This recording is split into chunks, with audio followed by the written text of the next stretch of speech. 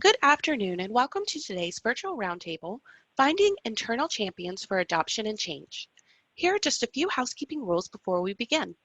If you are dialed in by phone, please remember to mute yourself to avoid any background noise when you are not speaking. If you are logged into the Zoom meeting room, please note you have the chat box in the toolbar at the top of the screen where you can type any questions you may come up with should you not wish to say them aloud. If I happen to mute you at any point, know that it is only to avoid any background noise you may have. You are free to unmute yourself whenever you are ready to contribute to the conversation. As a reminder, this call is being recorded, but we encourage all of our attendees to speak freely, and a recording will be uploaded to our website shortly after today's presentation. Lastly, please keep in mind that this is not just a presentation, but a conversation, and your inputs and opinions are greatly appreciated and welcomed. If you do not feel comfortable speaking up, please utilize the chat previously mentioned. Today, our speaker is Chris Zegers, and I will now pass it over to Chris to get us started. Hello and welcome all. Thanks for joining us, and thanks to ILTA for hosting. So we'll begin with just a little bit about me and why I'm here. My first law firm had internet access in the library only. We ran WordPerfect and soft solutions for DOS, and we got along just fine. And as many of you know, with the year 2000 bug, a lot of things had to change then. And I think that we're going through another one of those moments with cloud technologies, especially, that are prompting us to change and to adopt new technologies. So change happens regardless, but full adoption of technologies and processes has remained a challenge to this day because no one on the inside likes to talk about their firm's dysfunctions, their vulnerabilities, and their bad behavior. For those of us who like to sleep soundly, we try not to even think about these things. But I'll tell you now, my biggest challenge with adoption, change, it's due to bad behavior, and it's typically things we shouldn't talk about in public. ILTA, in fact, had trouble finding someone to speak on the subject for that reason.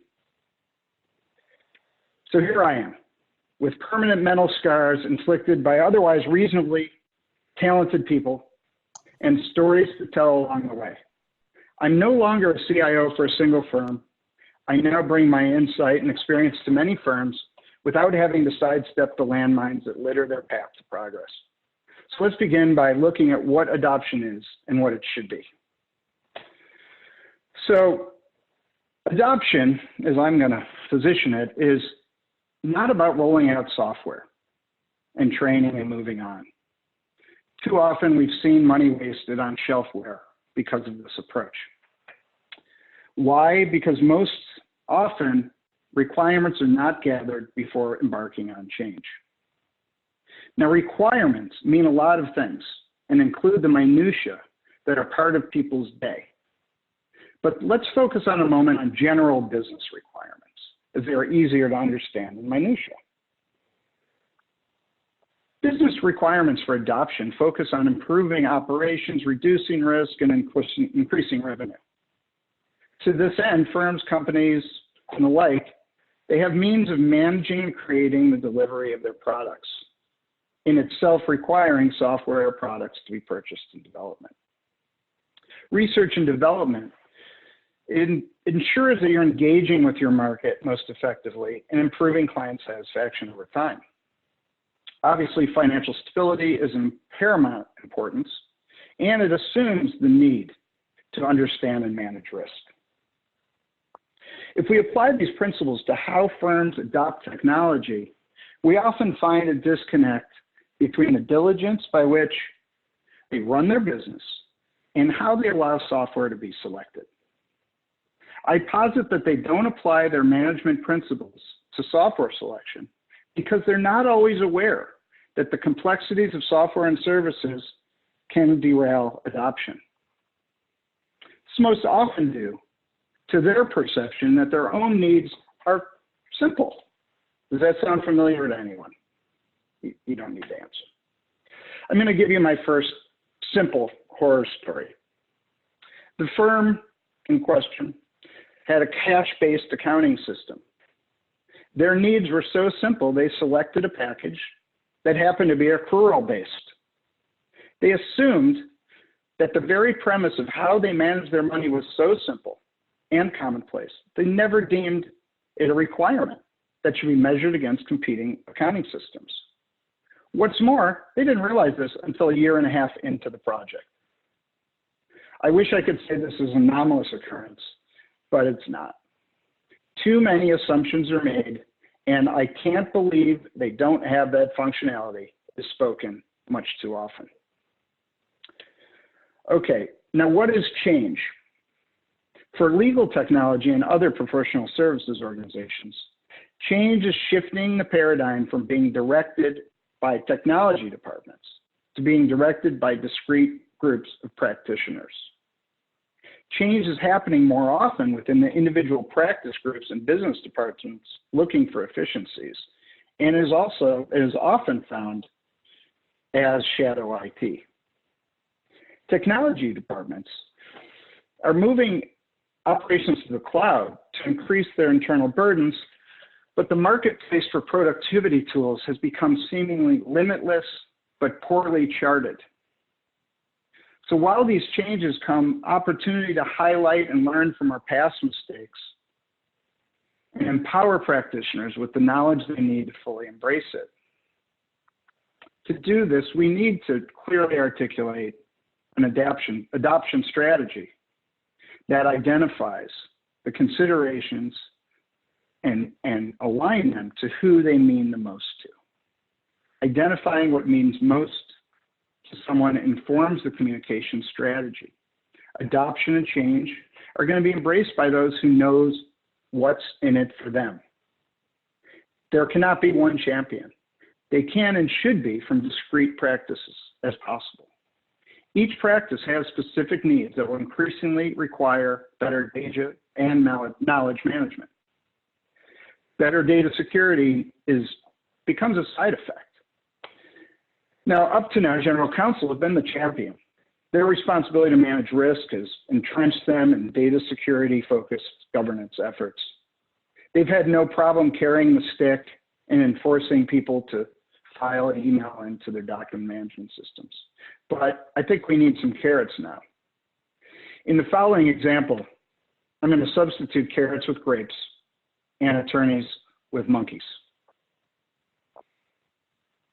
So on the left, the monkey has just received a cucumber because it gave a rock. The monkey on the right has just given a rock and received a grape. The monkey on the left goes over, notices that the monkey's got a grape, gives another rock, and gets another cucumber. Look what happens. The monkey is not happy. It immediately knows that there's inequity here. So maybe it's time to try this on our mischievous pals. Get them to throw some cucumbers around, not monkeys. And to do that, we can get them upset, or at least aware of where security negligence is at play, where resources are distributed inequally, and where client services differ.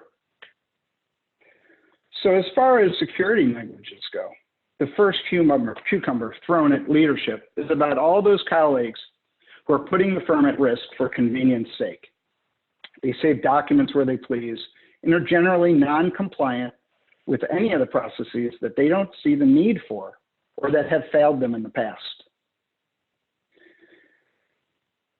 Additionally, the merits and the value of least privilege access, where only the attorneys working on a matter have access to that matter data, flies in the face of convenience when an attorney needs to bring a tax attorney onto a matter and they want to do it very quickly. And this has kept a lot of firms from locking down their matters to the actual work groups that are working on them. As far as resources go, the next cucumber represents how squeaky wheels get the oil while the rest trudge along. Many of us have seen the snowball effect with multiple monitors on the desktop. How do practitioners know about less visible inequalities, like specialized software tools and access to non-billable staff and services? And finally, client service. If your client is not powerful or sophisticated enough to force you to waive all legal research fees, you are likely more conservative about performing costly research than your colleagues with sophisticated clients. In other words, client service can suffer because of this inequality. Did you know that many IT departments develop custom applications, portals, and services for the Rainmaker's clients and only their clients? Yet the cost of this work is absorbed by the firm. How many cucumbers will be flung at your firm leaders should this get out? To reiterate, leaders need to understand that internal processes are not always clearly defined nor equally embraced. And subverted policies put firms at higher risk of data loss and inconsistent client service. So just like there are requirements for legal processes, there are basic requirements for adoption and change that, when understood and championed by leadership, should produce the change required and expected. So adoption and change must be addressed by every element that's on this board here. Very briefly, security and data disposition. That should be considered throughout any effort to change made. Clients are increasingly articulating process and security requirements that should inform any changes being made. Non-functional requirements should be established to rate vendors on their size as it relates to how they will support and improve their product over time. Customer-based competition, growth objectives, overall long-term viability of the vendor and the platform on which the product resides must be evaluated. For functional requirements, which I'm going to go to in detail on the next slide, moving along, processes are not defined by software. To understand how people are actually working, interviews, demonstrations of their daily activities, and the like, that provides us unparalleled knowledge. If we're armed with understanding how work is currently performed, we can pave the way for practical and relevant implementations, data governance, and training strategies. And finally, the days of set it and forget it are over. We now have tools available to better monitor compliance, solicit feedback, and incrementally improve the work of our lives. So really briefly, I'm not going to spend much time on this slide other than to say that the more granular these requirements become, the closer you are to ensuring adoption. Back to the accounting system example. All it takes is one requirement to be left out or diminished by other bells and whistles to derail adoption and change. Now I'm going to walk you through the steps to take for success. Ideas your champions must understand to be a change agent. So evaluation. I started on evaluation as it's the most important and most often rushed through. Evaluation is not evaluating a product. It's evaluating your current practices to uncover security and productivity limitations along with business objectives. Too often, evaluations begin with the product reviews. Practitioners will expect the vendor to show them everything so that they can determine what is important to them. If you let the vendor develop your requirements for this, they will be based on what the product can do, not on what you need to accomplish. Make it clear that we can no longer purchase software without requirements gathering, period. As with the accounting example before, if you don't ask all the right questions, you will be left with surprises and disappointments. Now, selection encompasses the actual evaluation of software and services, and too often happens without that requirements gathering. Benchmarking should not be an apples-to-apples comparison of product viability and capabilities.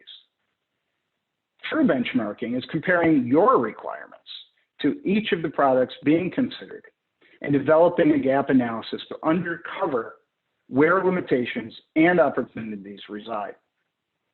Demonstrations should be directed by your needs rather than what the vendor deems most important. Bells and whistles should not distract you from your core requirements. With a growing marketplace comes diversity of options and risks, and a vendor who cannot meet these requirements you've established around data ownership, access, and indemnification, they should be passed over. You cannot assume these vendors are offering fair insurances. In fact, the trend to protect themselves from malpractice and data breaches is commonly revealed in the limits of their indemnity agreements. With proper implementation and preparation, implementation efforts should be simplified because you've collected data to hold vendors accountable to their promises. Your initial due diligence will generate more relevant and actual training materials, actionable training materials. But alas, your diligence doesn't end there. Incremental improvements can be established with an effective data governance plan. Now I want to stop for a second and give everyone an opportunity to ask a question. And if there's no questions, I'll ask one myself, just more for you to think about. See, are there any questions? I'm looking in the, doesn't look like there's any questions. So my question is, are you currently comfortable that your employees are following the policies and the procedures and using the approved systems so that data is governed properly? When I was a CIO, my answer would have been no. I'm not comfortable with it. And I would suspect many others aren't, because we know about these bad behaviors, because we know that convenience is still more important than security.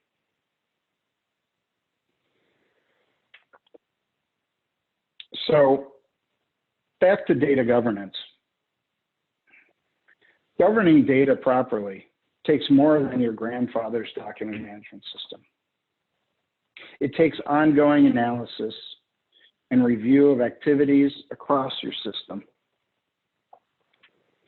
Like when Elliot Ness took on Al Capone by following the money, we can take on non-compliance and bad behavior by following the data. What was discovered in requirements gathering informs us on how future systems should behave. And once these systems are in place, similar discovery should become routine and inform incremental improvement. Another question out there for the public is, do you have ways to measure compliance and adoption over time? And if you do, how often do you take action upon that data? So to accomplish all of this, it takes a village. It's no longer IT. It's no longer shadow IT. It's about the business objectives. It's about the technology choices. It's about compliance, integration, and it's about security. And to support compliance and integration and security, I present a scale of who's responsible across the team to deal with this. As you'll notice, the most onus is on the firm, and this onus is about people and process management more than technology. you can expect vendors and technology partners to help with integration and help with security. And they may be able to help with compliance to some extent, but at the end of the day, the firms have to come up with their compliance programs and their data governance policies. And they have to find ways to make this work.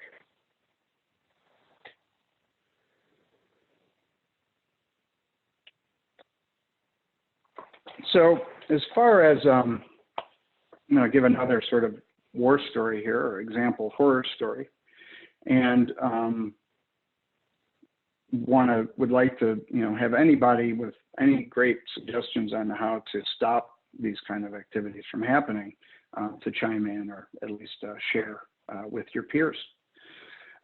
Two things that are just blatantly problematic for me recently was when the cloud shares came up, and Dropbox and Box and the like, OneDrive, and clients started inviting attorneys to share documents and work within these confines. And they did this by sending an email address to the attorney, and which was an invite to sign up.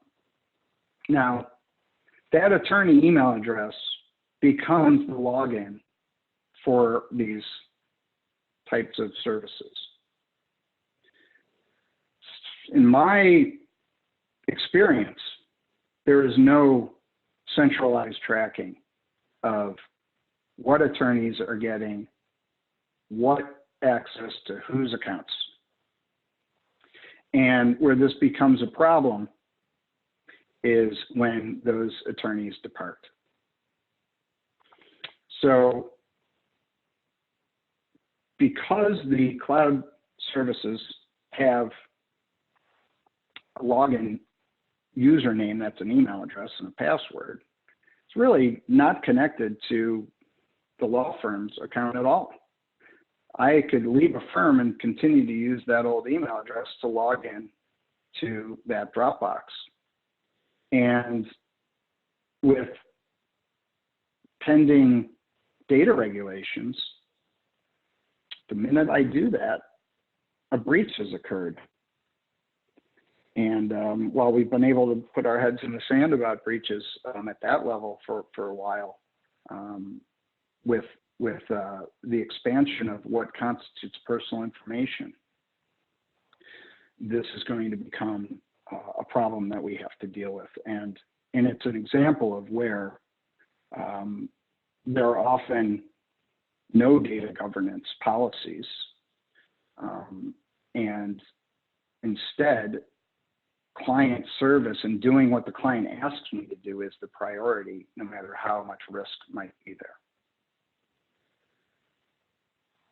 So that's something to think about. That's one of those things that kept me up at night and will continue to haunt firms as we go into the next year.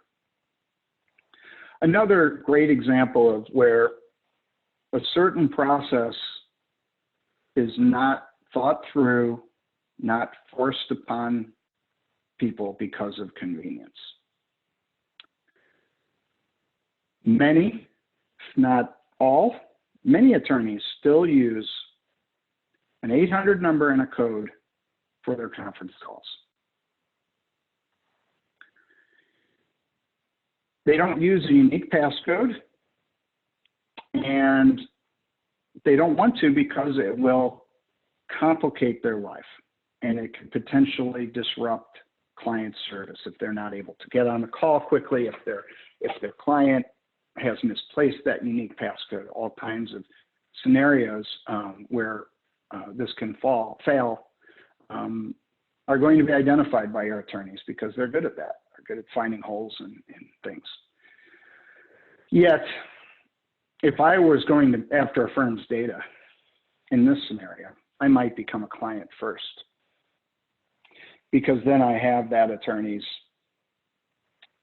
conference call number, and I could theoretically eavesdrop in at any time I want once I've had one conference call with them.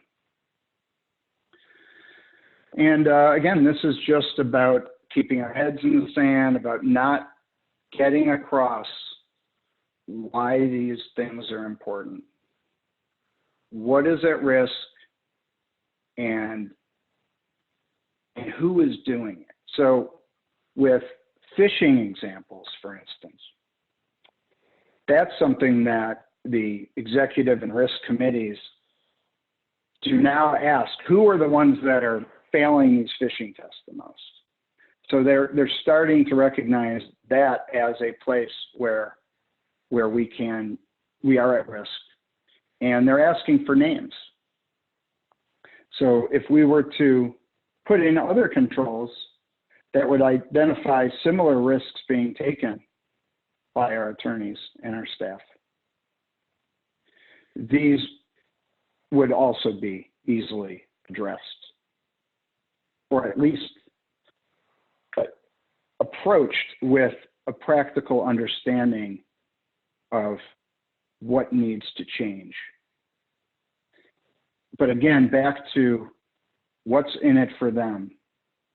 The individual attorneys, while they're called partnerships, they're very often concerned with their book of business, with their relationships, and with how they serve their client, and not so concerned with their partnership and their firm and the overall viability of their firm. Loyalty has become less important, and more movement across firms is happening.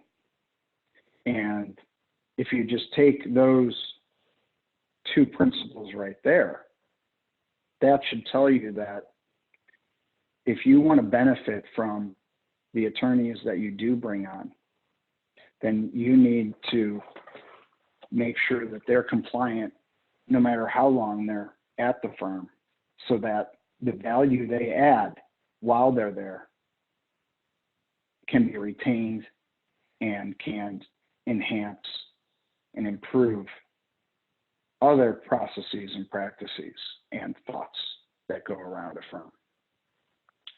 And that's part of what data governance is as well, is protecting us from losing knowledge. So with all of that, we have a chance for the monkeys to work together better and to share in the resources and the opportunities better than ever. At the same time, each one of these practitioners needs special attention so that their requirements are identified. By focusing the attention on every practice group, you not only improve those practice groups, but you show the rest of the firm how progress, adoption, and change can be accomplished. Those are the champions, the ones that have taken a client to a next level, the ones who have taken their practice group to a next level, and the ones that want to, the ones who are ready and able and eager to make changes and to improve things. So at this stage, I would like to open it up for some conversation or comments or holes that, challenges that might be apparent to you that have not been identified here. And I ask to see if, let's see, I'm going to see if there's any chats. Okay, we've got no chats. You can unmute yourself and ask questions. We were hoping for this to be a participatory event. What I really wanted to get across was that that we all have very unique people to deal with, and their needs are unique, but there are common things that can be used to get across to all of them. I spend a lot of time with managing partners and practice group practitioners, and I'd be happy now or at a later date to talk more about what's on leadership's mind and what they're doing to accomplish their goals. I spend a lot of time facilitating these talks and provide cucumbers and grapes when necessary, and encourage every one of you to take the next step in revealing some of these inequalities that are happening in a firm. Because once people understand that they could be served better and they could serve their clients better, they will be much more on board to participate and to affect the change. Any questions, comments, suggestions?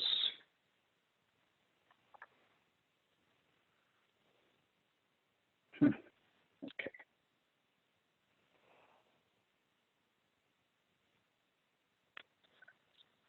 See much.